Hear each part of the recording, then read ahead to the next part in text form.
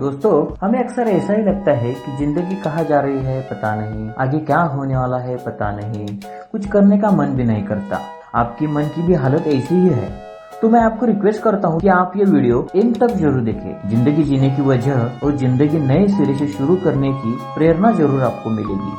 तो दोस्तों, अगर आप इस चैनल पे नए हो तो प्लीज इस चैनल को सब्सक्राइब जरूर करना और साथ ही बेल आइकॉन को भी प्रेस कर दीजिए। तो दोस्तों, मूवी फॉरेस्ट गंप नाम के आदमी की है जो अपने जीवन में इतनी सारी चीजें करता है कि आप और मैं देख के हैरान हो जाते हैं। अगर वो अपना किसी को दोस्त बनाए तो दोस्ती आखिर तक निभाता है। मूवी शुरू होती है तब 1981 का साल है और फॉरेस्ट जॉर्जिया के एक बस स्टॉप पर बैठा हुआ है और वो अपनी कहानी बताने लगता है, जो कि उसके साथ स्ट्रेंजर्स बैठे होते हैं। उनको फॉरेस्ट दिखने में काफी इनोसेंट रहता है और वो हमेशा दूसरों को मदद करेगा और वो उन्हें कहानी बताने लगता है कि 1951 की बात है, जो वो 7 साल का लड़का था। कॉप स्पाइन के कारण फॉरेस्ट को सही से चलना नहीं आता था, तो डॉक्टर उसे पैर पे ब्रेसिस लगाते हैं ताकि उसके स्पाइन सही से सीधे हो पाए। लेकिन कई बार वो गिरता है या उसे सही से चलने नहीं आता और लोग उसे हंसते, लेकिन उसकी माँ हमेशा उसे समझा के बताती कि सीखो कि किसी को भी तुम ऐसे मत जताओ कि सामने वाला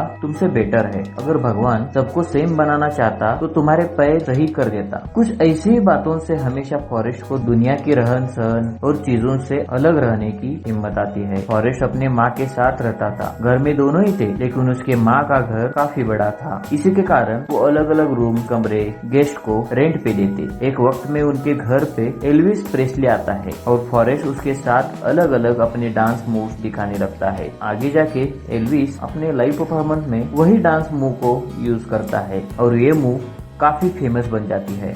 जब स्कूल में एडमिशन की बारी आती है तब फॉरेस्ट का IQ बिलो होने के कारण स्कूल में एडमिशन में भी प्रॉब्लम्स होती है, लेकिन आगे एक रेप्यूटेड स्कूल में उसका एडमिशन हो जाता है। पहले ही दिन फॉरेस्ट को स्कूल में कोई जगह नहीं देता, जेनी के अलावा। दोनों ही तब से सबसे अच्छे दोस्त बन जाते हैं। छोटी जेनी अक्सर उसके साथ वक्त बिताती है, उसे अपने घर जाने का मन ही नहीं करता। स्कूल में फॉरेस्ट की ओवरऑल ग्रोथ काफी स्लो होती है, उसे लोग अक्सर स्टूपिड बुलाते है। वो सामने क्या चल रहा है वो चीजें समझ नहीं पाता, जो लोग उसे बताते उतना ही वो समझ पाता और उसी के कारण स्कूल के बच्चे उसे बोली करने लगते हैं, उसे सताने लगते हैं। एक दिन वो और जेनी जा रहे होते हैं तो वो उस पर पत्थर मारने लगते हैं, जिसके कारण वो दौड़ने लगता है। उसके पैर के ब्रेसेस जो है वो टूट जाते हैं। वो इतना तेज दौड़ता है कि उसे कोई भी पकड़ नहीं पाता। तभी जेनी उसे अक्सर रन फॉरेस्ट रन ये स्टेटमेंट यूज करती थी, उसे बताने के लिए कि यहाँ से भाग जाओ। उसी दरमियान जेनी उसकी दादी के पास मूव होती है, क्योंकि उसके जो पापा रहते हैं वो फिजिकली अब्यूज कर देते हैं, इसलिए पुलिस उसे दादी के पास छोड़ देते हैं। और उसका घर फॉरेस्ट के घर के काफी पास था, तो वो रात में आकर अक्सर फॉरेस्ट के साथ सो जाती थी। फॉरेस्ट की वो एक अकेली दोस्त थी और ऐसे ही दोनों की क्यूट लव स्टोरी डेवलप होती है। लेकिन जेनी के ऊपर बचपन में जो भी अत्याचार हुआ था उसका काफी गहरा परिणाम होता है। बड़े होने पे भी बच्चे उसको bully करना नहीं छोड़ते और एक दिन उनसे बचने के लिए वो इतने जोरों से भागता है कि एक मैदान में सॉकर का मैच चालू था। इस मैच के बीच में वो सीधा दौड़ पाता है और तभी वहाँ पे गवर्नर जॉर्ज वायलेंस रहते हैं, जो उसे भागते हुए देखते हैं। वो उसकी स्किल्स पहचान जाते हैं और उसे फिर कॉलेज में स्कॉलरशिप देते हैं और सॉकर के टीम में शामिल करते हैं। फॉरेस्ट को सॉकर ये गेम क्या है, उसे कैसे खेलते हैं, उसके कुछ नियम पता नहीं होते। बस खिलाड़ी से बॉल थमाता और कौन से डायरेक्शन में भागना है ये बताता। इतना ही नहीं, गोल होने के बावजूद सीधे स्टेडियम के बाहर भागते हुए जाता। इसलिए तब क्राउड चीयर करने लगता कि स्टॉप, या फिर बड़े बड़े होर्डिंग्स लगाए जाते कि स्टॉप नाउ, ताकि उसे समझ आए कि अब रुकना है। और जेनी गर्ल्स कॉलेज में जाती है, उसका सिंगर बनने का सपना होता है और लाइफ में उसने मूव ऑन किया होता है। उसका एक बॉयफ्रेंड भी होता है जिसे एक दिन फॉरेस्ट मारता है, क्योंकि उसे लगता है कि वो जेनी को हर्ट कर रहा होता है। फॉरेस्ट अपने दौड़ने की स्किल में इतना अच्छा बनता है कि उसे आगे ऑल अमेरिकन टीम में शामिल करते हैं, जहाँ पे वो नेशनल लेवल पे खेलता है। उस वक्त के यूएस प्रेसिडेंट जॉन केनेडी से उसकी टीम मिलती है। 5 साल होने के बाद वो ग्रेजुएट होता है और उसे डिग्री मिलती है, वो भी उसकी गेंद के बदौलत। और तभी वहाँ पर आर्मी का एनरोलमेंट चल रहा था और वो खुद को एनरोल करता है और अगले ही कुछ दिनों में वो आर्मी कैंप जाने के लिए निकलता है। और बस में उसे बूबा नाम का एक लड़का मिलता है और दोनों ही बातचीत में लग जाते हैं। बूबा अक्सर अपने फैमिली श्रिम्पिंग बिजनेस के बारे में बता था, यानी समंदर में श्रिम्प पकड़ना उसका सपना होता है। आर्मी के सर्विस के बाद वो भी इस बिजनेस में जाएगा। वो फॉरेस्ट के साथ मिलके अक्सर कुछ ना कुछ प्लान बनाता कि हम दोनों ऐसे बिजनेस करेंगे, हम दोनों वैसे बिजनेस करेंगे, और फॉरेस्ट का ओके एक ही रिप्लाई रहता। तो यहाँ पर फॉरेस्ट अपने माँ और जेनी को अक्सर मिस करता था। मीनवाइल दूसरी जगह पे प्ले बॉय के मैगजीन में जेनी का फोटो होता है, इसके कारण उसे कॉलेज से निकाल देते हैं। वो एक लोकल गर्ल्स बार में सिंगिंग का जॉब करने लगती है और तभी वहाँ फॉरेस्ट देखने जाता है, जहाँ फॉरेस्ट का ध्यान सिर्फ उसके गाने पे रहता है। तो बाकी के आदमी उसे छेड़ने लगते हैं। तो फॉरेस्ट उसे यहाँ पे प्रोटेक्ट करने के लिए आता है, लेकिन जेनी गुस्सा हो जाती है क्योंकि उसका जॉब चला जाता है। दोनों भी ब्रिज पे वॉक कर रहे होते हैं और फॉरेस्ट उसे आई लव यू कहता है, लेकिन जेनी अपने जीवन की मुसीबतों के कारण खुद से ही भाग रही होती है और वो फॉरेस्ट के प्यार को समझ नहीं पाती। वो ब्रिज से कूदने ही वाली होती है, लेकिन वो अपना विचार बदलती है। जेनी वहाँ से निकलने वाली होती है तो फॉरेस्ट उसे गुड बाय कहता है, क्योंकि उसे अगले ही दिन वियतनाम वॉर के लिए जाना था। ये सुनते ही जेनी काफी शॉक होती है और वो उसे एक प्रॉमिस लेती है कि अगर कुछ भी मुसीबत आ जाए तो तुम्हें ब्रेव नहीं बनना है, तुम्हें वहाँ से भागना है, तुम जितना तेज भाग सकते हो उतना। और फिर दोनों ही एक दूसरे से अलग हो जाते हैं। 1967 में वियतनाम वॉर में 9th इन्फेंट्री डिवीजन से ये लोग मेकॉन्ग डेल्टा इस रीजन में शामिल होते हैं और वहाँ पे न्यूटन डैन टेलर से बुबा और फॉरेस्ट मिलते हैं। न्यूटन डैन टेलर के घर में उसके पिताजी, दादाजी, परदादाजी सारे आर्मी में थे और किसी न किसी वॉर में देश के लिए अपनी जान दे दी थी। तो यहाँ पे डैन टेलर ऐसा ही कुछ सपना लेके आर्मी में ज्वाइन हुआ रहता है। यहाँ पे इस जगह पे वो लोग महीनों तक रहते हैं। बारिश का मौसम भी आके चला जाता है। फॉरेस्ट और बुबा की काफी अच्छी दोस्ती होती है और बुबा उसे अपने बिजनेस के लिए पार्टनरशिप के बारे में पूछता है और फॉरेस्ट ओके करके रिप्लाई देता है। वहाँ पर फॉरेस्ट ऑलमोस्ट हर दिन जेनी को खत लिखता था कि दिन में क्या हुआ, वो ठीक है, लेकिन जेनी ने हिप्पी लाइफस्टाइल अपना लिया था तो उसका रिप्लाई नहीं आता। आगे कुछ दिनों के बाद ऐसे ही पेट्रोलिंग के एक दिन दूसरी तरफ से फायरिंग बम्बारिंग शुरू होती है, जिसमें कई सारे ऑफिसर्स मारे जाते हैं।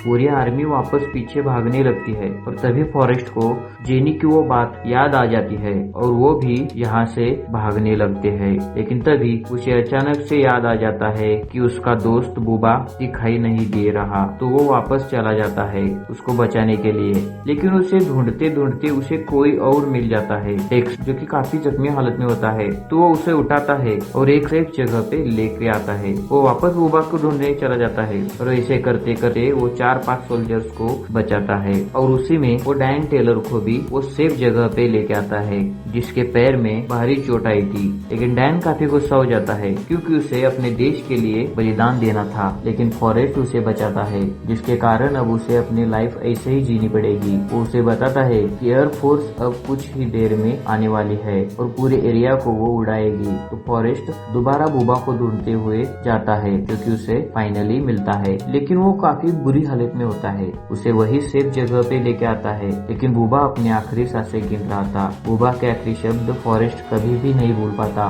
मेरे साथ ऐसा क्यों हुआ, मुझे घर जाना है अपने माँ के पास। और खुद के हाथों में वो अपने बेस्ट फ्रेंड को मरते हुए देखता है। इसी वॉर में फॉरेस्ट को बर्थ पे गोली लग जाती है, तो उसे हॉस्पिटलाइज करते हैं और वहीं पे डैन टेलर के साथ। लेकिन डैन टेलर काफी डिप्रेशन में होते हैं क्योंकि उनके दोनों पैर निकाल दिए होते हैं।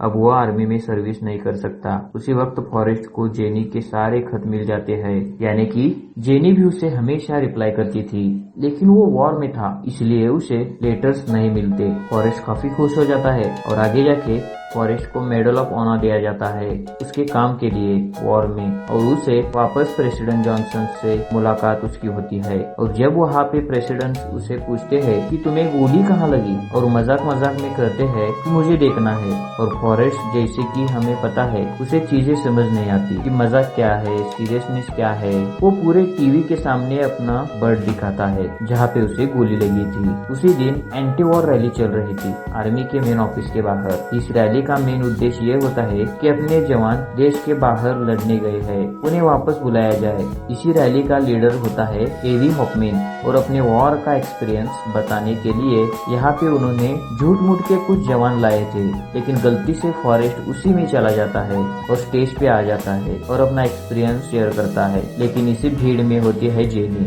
जो दूसरे ओर से फॉरेस्ट को देख के फॉल में कूद जाती है और उसे देख के फॉरेस्ट भी दौड़ के चला जाता है और दोनों गले मिलते हैं और पूरा क्राउड चीयर करने लगता है इन दोनों को। जेनी फॉरेस्ट को अपने हिप्पी फ्रेंड्स को मिलाती है और उनके सेंटर में ले जाती है। वहाँ पे उसका बॉयफ्रेंड फॉरेस्ट के सामने जेनी को किसी कारण मारता है और वह फॉरेस्ट काफी गुस्सा हो जाता है और उसे मारने लगता है। जेनी और वो वहाँ से निकल जाते हैं और रात भर एक दूसरे से बातें करते हैं। जेनी अपना एक्सपीरियंस बताती है कि वो अलग रास्ते पे गई है, कि वो शायद ड्रग्स लेती है, लेकिन उसमें उसे काफी मजा आता है। दोनों के लिए भी ये रात काफी स्पेशल होती है। लेकिन अगले ही दिन वो वापस अपने हिप्पी ग्रुप में शामिल हो जाती है और फॉरेस्ट को समझाती है कि दोनों के रास्ते अलग है, मैं तुम्हारे लिए सही लड़की नहीं हूँ। फॉरेस्ट उसे अपना मेडल ऑफ ऑनर देता है। फॉरेस्ट को लगता है कि एडवाइस के कारण ही आज उसे वो अवार्ड मिला है। जेनी का सवाल ये होता है कि तुम मेरे साथ इतने अच्छे क्यों हो? तो फॉरेस्ट उसे कहता है कि यू आर माई गर्ल। तो जेनी रिप्लाई करती है I always be you girl, और दोनों ही वापस अपने अपने रास्ते चल जाते हैं। बीच में फॉरेस्ट को पिंग पोंग खेलना काफी अच्छा लगता है एंड वो लिटरली आउटस्टैंडिंग टैलेंट डेवलप करता है। अकेले ही दोनों हाथों से वो खेलने लगता है, इसलिए गवर्नमेंट और आर्मी उसे इंटरनेशनल पिंग पोंग टूर्नामेंट में भेजते हैं चाइना में। वहाँ पे वो जीत आता है और जैसे ही वो वापस आता है उसे रियलाइज होता है कि उसकी पब्लिसिटी काफी बढ़ गई है। वो एक स्पोर्ट्स सेलिब्रिटी बन गया था। उसे न्यूयॉर्क में इंटरव्यू के लिए बुलाया जाता है डिक केविन के शो में, जहाँ पे उसका जॉन लेरिन के साथ इंटरव्यू होता है स्टूडियो में। वो जैसे ही बाहर आता है तब उसकी मुलाकात डैन टेलर से होती है, जो अभी व्हील चेयर पे होते हैं। डैन उसे देख के काफी गुस्सा होता है कि ये जैसे आर्मी ज्वाइन करता है उसे काफी सारे मेडल्स मिलते हैं, और गुस्से में डैन वहाँ से गिर जाता है। ये देख के फॉरेस्ट उसकी हेल्प करने आता है। जितने दिन फॉरेस्ट न्यूयॉर्क में था वो उसी के साथ टाइम स्पेंड करता है। 1972 का न्यू ईयर भी वो उसी के साथ मनाता है और वो वापस आर्मी ऑफिस में जाता है और उसे बहुत जल्द ही उसे आर्मी से डिस्चार्ज दिया जाता है। उसकी सर्विस खत्म हो गई रहती है और वो अपने घर लौटता है। घर आने के बाद उसे पब्लिसिटी का पता लगता है, क्योंकि अलग अलग ब्रांड्स उसके पास आए होते हैं एंडोर्समेंट के लिए। अपने माँ के कहने पर वो एक एंडोर्समेंट ब्रांड का एडवर्टाइजमेंट करता है, जिसके लिए उसे $25,000 मिलते हैं, जिसे उसे अभी भी जो बुबा के लिए प्रॉमिस किया था वो याद होता है। वो 25,000 में से कुछ पैसे से एक बोट खरीदता है ताकि वो श्रिम्प का बिजनेस शुरू कर सके, और जो भी बचे हुए पैसे रहते हैं वो बुबा के फैमिली को दे देता है। बहुत जल्द ही वो बोट चलाने के लिए लगता है समंदर में, लेकिन उसे ज्यादा श्रिम्प मिलते नहीं है क्योंकि वहाँ कॉम्पिटिशन बहुत ज्यादा होती है। कई सारे बोट्स होते हैं और वो श्रिम्प पकड़ने जाते थे और इसे एक्सपीरियंस नहीं होता है। इस बोट में वो अकेले ही श्रिम्प पकड़ने जाता है, जहाँ अक्सर उसे जेनी की याद आती है कि जेनी क्या कर रही होगी। तो हम जेनी को देखते हैं जो कि ड्रग्स में डूबी रहती है और वो अक्सर अपनी जान लेने की कोशिश करती है। यहाँ तक कुछ महीनों के बाद यानी 1976 में डैन टेलर भी उसके बोट पे ज्वाइन करता है। दोनों मिलके श्रिम्प पकड़ने का बिजनेस कर रहे होते हैं, लेकिन अभी भी श्रिम्प का बिजनेस कुछ सही से चलता नहीं है। उसे हाईली कुछ श्रिम्प्स मिलते थे। तो एक दिन ऐसे ही शाम को वो लोग बीच समंदर में होते हैं और तभी काफी बहुत बड़ा तूफान आ जाता है और दोनों उधर ही अटक जाते हैं। दोनों को भी लगता है कि आज उनकी आखिरी रात है। डैन टेलर उस तूफान के रात में भगवान से काफी झगड़ता है कि उसने ऐसी जिंदगी उसे क्यों दी। अगले दिन सब कुछ शांत हो जाता है और उन्हें काफी मात्रा में श्रिम्प्स मिलते हैं, क्योंकि दोस्तों उस तूफान के रात में जितनी भी बोट्स थे वो सारे डिस्ट्रॉय हो गए रहते हैं। बस इन्हीं की बोट बीच समंदर में थी इसलिए बच जाती है, और सिर्फ एक ही बोट है तो सारी मोनोपोली इनकी होती है। ये लोग रोज श्रिम्प पकड़ने के लिए जाते और उन्हें बहुत सारे श्रिम्प्स मिलते और जल्द ही वो लोग बुबा गम नाम की श्रिम्प कंपनी ओपन करते हैं और इतने अमीर बन जाते हैं। बिजनेस काफी अच्छा चल रहा होता है। इन्होंने बोट को भी काफी अच्छी तरह से तैयार किया होता है।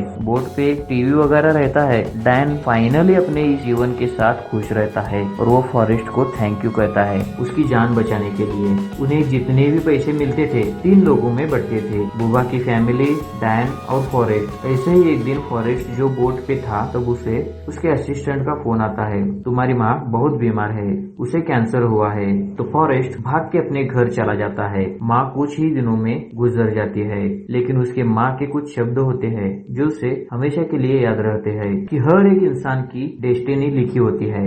मेरे भाग्य में तुम्हारी माँ बनना था और हर एक को अपना भाग्य खुद लिखना पड़ता है। जितना भी भगवान ने तुम्हें दिया है उससे जितनी ज्यादा अच्छी चीजें बना सकते हो वो हमें बनानी चाहिए। फॉरेस्ट उसे पूछता है कि मेरी डेस्टिनी क्या है। फिर वो कहती है कि तुम्हारी डेस्टिनी तुम्हें खुद ढूंढनी है। Life is box of chocolate, उसमें अलग अलग फ्लेवर्स है। तुम्हें खुद को पता नहीं है कि तुम्हें कौन से फ्लेवर की चॉकलेट मिलने वाली है, तुम खुद फिगर आउट करो। इसी दौरान फॉरेस्ट को अपने बिजनेस में ध्यान नहीं लगता, वो अपने घर में ही दिन बिताता है। तो डैन टेलर ऑनरशिप लेता है और वो उसके बिहाफ में बिजनेस करने लगता है। जितनी भी सेविंग्स रहती है कंपनी की, डैन टेलर वो एप्पल कंप्यूटर्स में लगाता है। कुछ महीनों के बाद एप्पल कंप्यूटर्स को काफी प्रॉफिट हो जाता है, जिसके कारण डैन एंड फॉरेस्ट बिलियनियर्स बन जाते हैं। लेकिन यहाँ पे भी फॉरेस्ट अपने हिस्से का आधा प्रॉफिट वो बुबा के फैमिली को दे देता है ताकि उनकी लाइफ बेटर हो सके। फॉरेस्ट अक्सर अकेले ही रहता है, वो अक्सर घर में कुछ ना कुछ काम करते रहता है। उसकी जिंदगी का बड़ा हिस्सा नहीं होता आज उसके पास और वो डिप्रेस रहने लगता है। लेकिन उस बीच में एक रात जेनी वापस आती है। जेनी ड्रग्स की बीमारी से रिकवर हो रही है और फॉरेस्ट उसे शादी के लिए पूछता है, लेकिन वो मना कर देती है क्योंकि वो खुद को फॉरेस्ट के वर्थ नहीं समझती। बचपन में जो पिताजी ने उसके साथ किया था उसका गहरा असर जेनी के ऊपर पड़ता है और इसके कारण आज उसकी लाइफ ऐसी रहती है। वो अक्सर अपनी जान लेने की कोशिश करती है, लेकिन उसी रात फॉरेस्ट एंड वो एक रोमांटिक नाइट स्पेंड करते हैं और सुबह वापस वो घर छोड़कर चली जाती है। फॉरेस्ट ये सदमा बर्दाश्त नहीं करता, इसलिए वो अपने परिस्थिति से भागने के लिए बस दौड़ पड़ता है। जहाँ रास्ता दिखे वो बस दौड़ पड़ता है। जब उसे भूख लगती तब खाना खाता है, जब उसे नींद आती तब सो जाता, लेकिन वो वापस दौड़ने लगता। ऐसे करते करते वो सारे समंदर के किनारे पार करता है। वोटर्स भी उसे टीवी पर कास्ट करने लगते हैं कि वो क्यों दौड़ रहा है, इसका कॉस्ट क्या है। धीरे धीरे लोग उसे फॉलो करने लगते हैं। वो लगातार 3 सालों तक दौड़ता है, देश के एक कोने से दूसरे कोने तक। और तभी उसे रियलाइज होता है कि उसकी माँ अक्सर कहा करती थी कि लाइफ में आगे बढ़ने से पहले भूतकाल को पीछे छोड़ना चाहिए, नहीं तो आगे की जिंदगी के साथ ये नाइंसाफी होगी। और वो अपना भूतकाल पीछे डालने के लिए ही दौड़ रहा था। ये रियलाइज होने के बाद वो घर लौटने का फैसला करता है क्योंकि वो भी काफी थक गया था। वो अपने घर वापस आता है और अकेले ही काम करने लगता है। अब दोस्तों ये कहानी वो बाजू में बैठे एक आंटी को बता रहा था और आंटी भी काफी इम्प्रेस हो जाती है। वो आंटी को एक मैगजीन दिखाता है जिसमें खुद की और डैन की फोटो रहती है। फिर फाइनली वो बताता है कि वो बस स्टॉप पे क्यों है। जेनी ने उसे एक लेटर लिखा था और मिलने के लिए बुलाया था। वो आंटी एड्रेस पढ़ती है एंड कहती है कि तुम्हें यहाँ जाने के लिए बस की जरूरत नहीं है, जस्ट 5-6 ब्लॉक के बाद ये जगह आ जाएगी। तो इमीडिएटली वहाँ से वो उस जगह जाता है और फाइनली वो जेनी से मिलता है। जेनी काफी चेंज हुई रहती है, काफी अच्छी दिखती है और एक वेट्रेस की नौकरी कर रही होती है। पहले तो जेनी उससे माफी मांगती है कि उसने उसके साथ सही से बर्ताव नहीं किया और दोस्तों वो फॉरेस्ट को अपने बेटे से मिलाती है। फॉरेस्ट उसे देख के काफी इमोशनल हो जाता है और वो रो पड़ता है। वो कहती है कि ये काफी स्मार्ट है, ये क्लास में सबसे स्मार्ट बच्चा है। ये तीनों भी रियूनाइट होने के बाद जेनी रिवील करती है कि वो बीमार है और उसके पास ज्यादा वक्त नहीं है। तो तीनों भी अपने होम टाउन में मूव हो जाते हैं जहाँ दोनों मिलके शादी करते हैं। वहाँ डैम भी आया होता है, उन्होंने आर्टिफिशियल लेग्स लगाए होते हैं, उसके कारण वो वापस वॉक कर पाते हैं। शादी होने के बाद वो तीनों भी काफी अच्छे से रहने लगते हैं। 1 साल के बाद दोस्तों जेनी गुजर जाती है। फॉरेस्ट अपने बेटे को स्कूल जाते हुए दिखाया गया है और वो जो पंख उसने रखा था वो आसमान में तोड़ देता है और वो आसमान में उड़ते हुए दिखाया गया है। ये थी दोस्तों कहानी फॉरेस्ट गंप की। और दोस्तों ये एक एग्जाम्पल था कि एक इंसान का IQ या समाज के तौर तरीके से हट के कोई भी इंसान क्या कुछ नहीं कर पाता। किसी को भी ये कहने देना नहीं है कि तुम ये नहीं कर सकते या तुम अलग हो या तुमसे ना हो पाए, क्योंकि दोस्तों इसी अंदाज के कारण हम सब स्पेशल है।